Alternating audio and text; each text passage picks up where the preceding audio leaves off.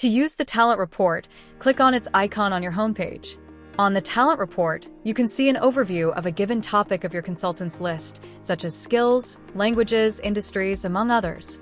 You can also choose between different groups of consultants, depending on which manager they are assigned to, or see the whole company's list of consultants.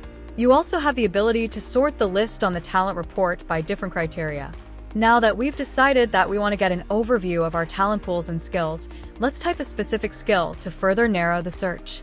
On the updated list, you can click on the plus icon next to each skill, and you will see the consultants who have it. You can enter the consultant's profile by clicking on their names.